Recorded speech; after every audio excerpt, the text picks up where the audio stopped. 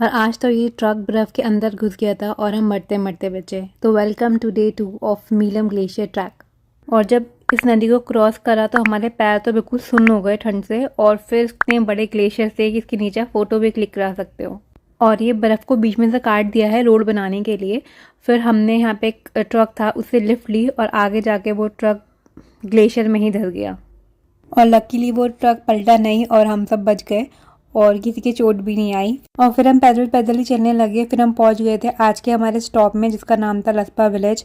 और इस जगह हम रुके और ये हमारा रात का डिनर था। ये हमारा डे 3 और यहाँ से काफ़ी सारे पहाड़ दिखते हैं जो गर्मियों में भी बर्फ़ से ढके रहते हैं। और बड़े वाले पत्थरों में आराम करने में कुछ अलग ही मज़ा आता है। दोबारा से यहाँ पे नींद आने लग गई थी। फिर स्किन केयर करा हमने, फिर ब्रेकफास्ट लिया अपना, जो कि था फ्राइड राइस। और छोटे से बच्चे को बाय बोल के हम आगे निकल गए। और ये पानी बिल्कुल साफ़ होता है क्योंकि ये सीधा ग्लेशियर से आ रहा है और इसमें बहुत सारे न्यूट्रिएंट्स भी होते हैं। और फिर हम इस ट्रैक में चलते रहे। फिर हम पहुँचे एक गांव में जिसका नाम है रिलकोट। वहाँ पर हमने लंच किया। और लंच करते हुए सामने व्यू देखो, कितना अच्छा व्यू है यहाँ का। और यहाँ हवा भी बहुत तेज़ चलती है। फिर उसके बाद खाना खाने के बाद हमने कुछ देर रेस्ट किया। और पहाड़ों में रेस्ट करने का अलग ही मज़ा आता है। और ट्रैक करते हुए हमें हर चीज़ इंजॉय करनी चाहिए, ऐसा नहीं कि बस चलते गए चलते गए। तो जहाँ भी हमें बहुत अच्छी सी जगह दिखती है हम थोड़ी देर रुक जाते हैं और थोड़ा इन्जॉय करते हैं उसी जगह पर बैठ के।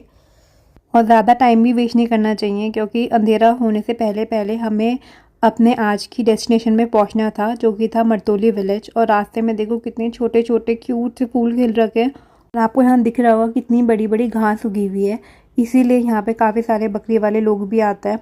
और गांव पहुँचते ही पूरा व्यू ही चेंज हो गया, ये बहुत ज़्यादा ग्रीन लग रहा था। और फिर इस लोकेशन पे हम रुके थे। और ये घर काफ़ी पुराना था, तो इसका मैं आपको थोड़ा सा टूर दे देती हूँ सिर्फ उसी रूम का जहाँ पर हम रुके थे। और ये बहुत वेल मेंटेन था। और अब देखो उसको मड से बिल्कुल अच्छे से बना रखा है। और उसकी छत में बहुत सारे वुड के लॉग्स लगे हुए हैं। और ये चौखट बहुत साल पुरानी है। फिर हम निकल गए थे ट्रैक पे और फिर हम मीलम ग्लेशियर पहुंचने वाले थे कि हमें एक ट्रक मिल गया और उन्होंने हमको लिफ्ट दे दी। और हमें डर नहीं लगता, हमने दोबारा लिफ्ट ले ली। और फिर हम पहुंच गए थे विलेज में। वो सामने आपको दिख रहा है वॉशरूम है। और जिन अंकल के हम रुके थे उन्होंने सामने ये गार्डन जैसा बना रखा है, किचन गार्डन। और यहाँ वो बहुत सारी सब्जियाँ और जड़ी बूटियाँ उगाते हैं। और ये था उनका घर जहाँ पर हम रुके थे। और ये भी बहुत साल पुराना है। फिर स्नैक्स में उन्होंने हमें मैक्रोनी और आलू खिलाए और कुछ जड़ी बूटियाँ भी खिलाई। और शाम को हमने पी स्पेशल चाय, जो सिर्फ यहाँ बनती है। और अगर आपको कच्ची दारू ट्राई करनी है तो वो भी गांव में मिल जाती है।